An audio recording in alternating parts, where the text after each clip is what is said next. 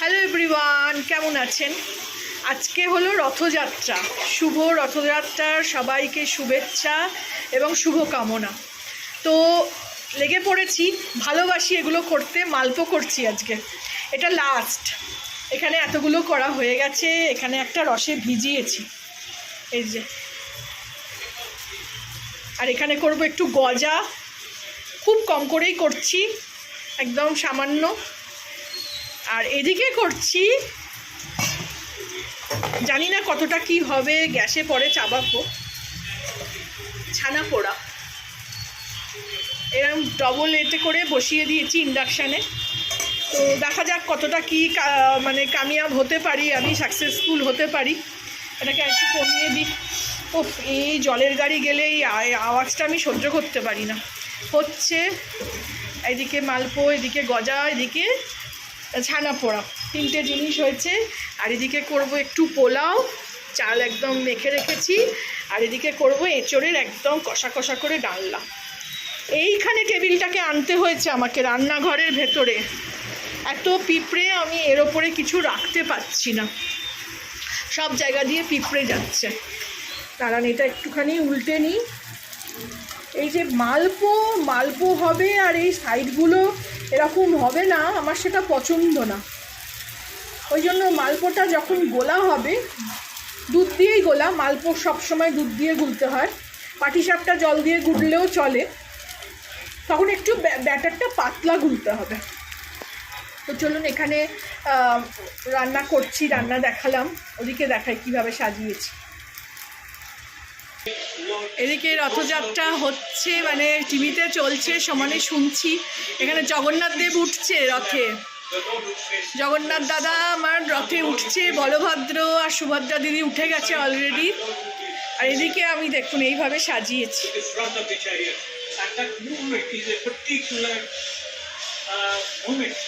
আমার কাছে তো এই মূর্তিটা ছিলই, প্লাস্টিকে মোড়া ছিল, সেটাকে সরিয়ে এইভাবে রেখেছি, আজকে সাজিয়েছি। ধূপ, প্রদীপ, ঘিয়ের প্রদীপ, ধূপ সব জ্বালিয়ে দিয়েছিলাম, ভোগও চড়াবো। আর সন্ধেবেলা বেরিয়ে একটু ফুলমালাও কিনে আনবো। কেমন লাগছে জানাবেন। আজকে খুব একটা ভালো দিন, মানে আমি এত খুশি। এই রথযাত্রার দিন, স্নানযাত্রার দিন আমি খুব খুশি থাকি, খুব ভালো লাগে আমার এই দিনগুলো উদযাপন করতে। আজকে তো মেয়ের ওয়ার্ক ফ্রম হোম, সে বসে আছে না, কোথায় গেল? এই যে অফিসের সেট আপ পুরো এখানে বসা, ঘরদোর সব কাজ হয়ে গেছে, গোছানো। আজকে তো বৃহস্পতিবারও, পুজোও হয়ে গেছে। এখানেও যেন দাদার মানে ছবিটা একদম জল করছে। এই যে গোপালা আমার। আজকে ওয়েদারটাও মোটামুটি ভালো, হাওয়া চলছে কিন্তু গরমও আছে, মেঘলা। এখন ভুবনেশ্বর মানে পুরীতে তো খুব বৃষ্টি হচ্ছে দেখাচ্ছে। চলুন, ছোট করে একটা রথের দিনে ব্লগ শেয়ার করলাম। সন্ধেবেলাও কি করছি একবার দেখাবো আপনাদের। এই ব্লগটা যেতে যেতে হয়তো কাল পরশু হয়ে যাবে।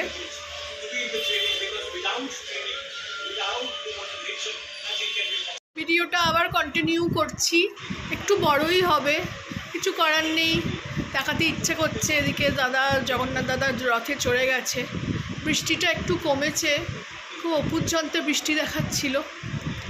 এদিকে তো সাজিয়ে রেখেছি। এইখানে একটু যা রান্না করলাম, একটু দাদাকে ওইখানেই দূর থেকেই একটু চড়াবো, একটুখানি অল্প করে।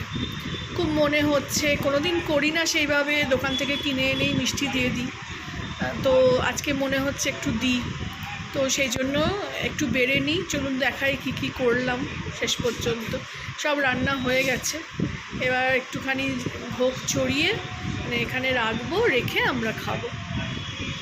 এই যে ছানা পোড়াটা ওঠানো যাচ্ছে না, কারণ আমি ছানা পোড়া দেখেছি নয় কলা পাতায় নয় শাল পাতায় বসায় ঘি দিয়ে। আমি তো এমনি শুধুই বসিয়েছি, কলা পাতা শাল পাতা কিছুই নেই, তো ভেঙে যাচ্ছে ওটাতে গিয়ে। এই হোক, একটুখানি কেটে দাদাকে দেবো। আর এদিকে দেখাই, সব ঢাকা দিয়ে রেখেছি। এদিকে তো ঘিটা আছে, এদিকে এই যে গজা, মালপো। বাইরে টেবিল নিয়ে চলে আসলাম, ওখানে হাঁটা যাচ্ছে না। এই 3 রকম মিষ্টি করলাম, আর ওদিকে দেখাই চলুন পোলাও করেছি। এটা ওই আজকে আর আমি হলুদ দিইনি, কণিকা ভাত বলে না জগন্নাথের প্রিয় খাবার, তো ওই কণিকা ভাত হিসেবে করেছি। আর এদিকে আপনাদের এঁচোড়ের ডালনা, খুব ভালো গন্ধ ছাড়ছে। এই আজকের মেনু। অনেকটাই বেলা হলো, এই যে থালাবাটি একটু নতুন বার করেছি, একটু বেড়ে রাখবো এখানে। তুলসী পাতা তো আলাদা করে নেই, ওই গাছ থেকে তুলেই একটু দিতে হবে, কিছু করার নেই।